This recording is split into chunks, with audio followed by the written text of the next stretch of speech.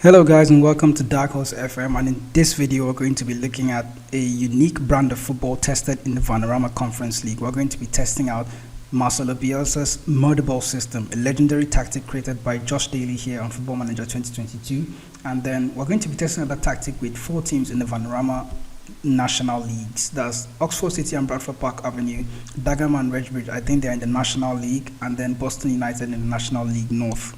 Marcelo Bielsa's system, we kind of refer to it as murder ball because it's very, very demanding. Without even looking at the players or without even filling in the player roles, you can already see the intensity is through the roof with this tactic, and it's so demanding that we are actually expecting players to get injured. We're actually expecting players to get tired all the time. So with the Vanarama Conference League, it's interesting to see how far this tactic can actually push a Vanarama Conference team or a Vanarama National League North and South team, how far you can actually push them either to victory, to promotion, to winning the title, or how far you can actually break the team down. And if it's possible to actually test out using this very top-heavy, this very aggressive tactics, if it's possible to actually succeed with this kind of tactics in the lower leagues. We'll start up with Boston United now. They have a game against Darlington coming up, a game that is supposed to happen on Saturday, and then currently they are sitting in second place in the playoff positions. Boston United and Bradford Park Avenue are in second and fourth place respectively. Field actually went on to win the league because with 100 points and then just one game to go, 4 points adrift from 4 points higher than this person that is currently second, which is Boston United. They've probably won the league. So Boston United are in second place with 46 goal difference, and then Bradford Park Avenue are in there in fourth with 35 goal difference. And then looking at the team stats, the highest scorers were Spennymoor Athletic. They're an Athletic, right? Oh, Spennymoor Town. Cool jersey, by the way. So back to what we're doing, and then Boston United actually went on to score 79 goals, and then Bradford Park Avenue scored 76. So looking at the fewest conceded, Boston United and Bradford Park Avenue both had 33 goals, tied for first and second. They were both the teams with the least conceded. How's that even possible? With such a very intense tactic, it's probably, I can't actually wrap my head around how they conceded so few amount of goals. And then most clean sheets, Boston United and Bradford Park Avenue again with 21 clean sheets in the entire season. Most shots, they had the most shots, so they do create chances in this system.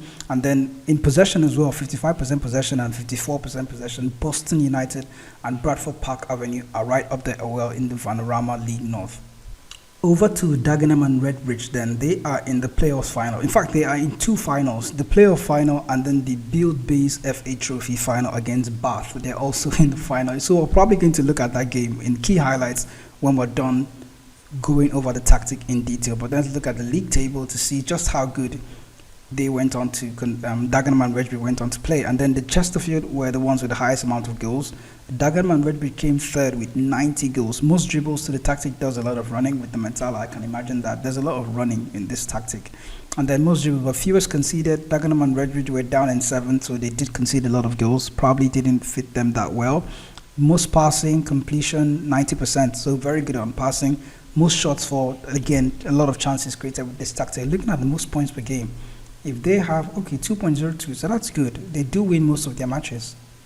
Oxford City being the last team they're going to look into, so they are the one team that didn't do quite well with the tactic, but not as badly as you think or as the stats might show. They did lose 15 times and then they have a goal difference of 13, but they have 72 points, and that's 2 points off the team that is currently in 7th. So with a win on the final day and then a defeat for all the other teams around them, they might just end up in the promotion places, but I don't know how that's going to end up. So looking at the wrap of how their season went, we do have, looking at the most points per game, they were not in any of these settings. Most points per game, they were not even there. Most goals, they were not even there. So it didn't work as well as it did for the other lower league side. So Oxford City probably had the worst result with this tactic, but no problem. So in memory of Oxford City, we are going to use their menu table to actually go through the tactic in detail. Yeah, in memory of their performance throughout the season. So the sweeper keeper here is a sweeper keeper on attack duty, and there aren't any instructions for him. The 2 central defenders, the one central defender on the left is a standard central defender, and then he has been asked to take fewer risks. There's the ball playing defender on the right hand side, and then he's the one that's going to take more risks. He's the one that's going to be the one spraying passes all around, and then no instructions for him. There are 2 wing backs on support duty, complete wing backs, cross aim at the center for both complete wing backs. So for extra detail about how this tactic actually plays out, I do recommend also that you look at JoshDaly's complete breakdown of this tactic and how he was able to come up with this legendary tactic for, it's not for lower league teams, but I'm kind of testing it out for lower league teams. So Ideally, you can use this tactic for anybody that you're trying out in Football Manager if you want that high pressing style of play. But by the way, don't forget, go and look at JoshDaly's video right after this one. So in defensive midfield, there is an anchor, what used to be called the anchor man. Tackle harder and mark tighter are the two instructions to him. Box-to-box midfielder on support duty is the midfielder on the right-hand side. Take more risks, move into channels, and tackle harder are his instructions. There are two inverted wingers on attack duty, and then they have been asked to take more risks, run from positions, and stay wider. Their instructions are quite identical, so you don't just have to replicate the same instruction on the left and on the right hand side. Looking at the mezzala on attack DT, he has been asked just to dribble more, that's to get the ball forward and run a lot more and then get the ball and create chances for the team. There is an advanced forward on attack DT, very useful for teams that are running, always pressing, always countering. So take more risks, dribble more, shoot more often are his instructions. Over to the pressing side of things. When the team is out of possession, they have been asked to play with a much higher line of engagement and much more often trigger press. Surprise? Nope. Much higher line of engagement as well. That to me is a surprise, but there's also been asked to use the offside trap, get stuck in and then show the opposition outside, and then yeah, that's pretty much it for the out of possession instructions. Yeah, looking at the team's in transition instructions, they've been asked to counter press because that's kind of how Marcelo Bielsa likes to play. Win the ball back really early, you hit the opposition, press them hard and win the ball back as soon as possible. And once possession has been won, you can look to counter the team and then exploit the gaps, exploit their shape as they are just losing possession of the ball and try and create a chance and score a goal as soon as possible. As for the goalkeeper, he has been asked to distribute it quickly, distribute it to the playmaker, and that's something I don't see very often in Football Manager 2022. He's also been asked to take short kicks. Looking at the team's in possession instructions, they've been asked to play wider, stretch the pitch as wide as possible or as wide as the instruction would allow, and then play with shorter passing, use extremely high tempo. That's important in Bielsa's system as well, to try and get the ball from back to front as quickly as possible, and also to emphasize on spreading the team, spreading the opposition, and then stretching the pitch wide as possible. You can see the focus play down the left and down the right hand side and overlap on the left and on the right as well. They've been also asked to run at defense and then be more expressive. The passing or the crossing is kind of set to low, but ideally, according to JoshDaly, again, you should probably look at that video.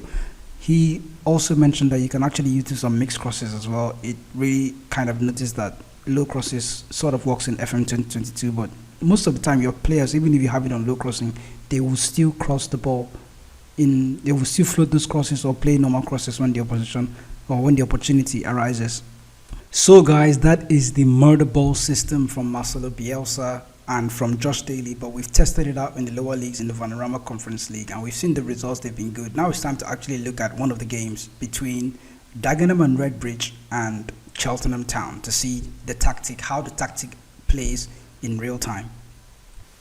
So in the final of the playoff game, the first half was quite quiet, so the drama really started in the second half close to 70th minute. That's 20 minutes to the end of the game. There's a pass from Robinson out to Weston on the far side. I did make a few changes to try and bring the white player on the right to the left hand side because he had a better right foot player as an inverted winger. So here's a run from Phillips out to Vilherty. Intercepted Oyekele. Banks out to Mandeville. There's a through ball. We're already calling the break. I forgot how good Chesterfield were. There's a chance. Good save from my goalkeeper. Ooh, that was close. They continued to press us though, but the tactic did help us stand defensively, and I kind of like the way the corner defending was set up, so I did save that one for myself personally, but it's already attached to the tactic so you can find it for yourself. So this is extra time at this point. Here's Maguire, out to Kokolo, out to Whelan, and then Cooper. They did have possession of the ball for quite some time. There's a long ball, good interception out to Balanta. Back to the goalkeeper, he can trust him, and there's Tavares. Looks for that through ball, out to McCallum. Intercepted, McCallum has it again. Saga, saved by Kovalan. I love that name. So at this point, we're getting closer to the end of the game. Still no goals. It was still very edgy. Considering how strong Cheltenham were, we did find our way in the game, although I expected us to do a lot more, but this was probably at the point where everyone was tired, everything was tired, I was tired as well. And then the tactic being very high pressing intensity tactic, it kind of took a lot off my players in that one. Here's Saga with the cross, tries to play that way out to McCallum, chance from Balanta, saved by Kovalan again. We were really barging on the door now, trying to get that last goal to try and seal promotion. Promotion was at stake here, guys. Is out to Ling, out to Sagaf again, Tavares, out to Robertson. This is way deep into second half of extra time now. Long ball to Belanta, out to McCallum, squares it. That's a fantastic goal. So guys, that's a summary of the summary of Marcelo Bielsa's murderball tactic in the Vanarama Conference League. I'll catch you guys in the future with more tactic testing videos like this in future. I would also attach a link to the description down below so you can download the tactic for yourself and test it out and see how it goes for you. So I'll catch you guys in the next video with more Football Manager tactic testing tips and unique tactics like this. I'll see you in the next video.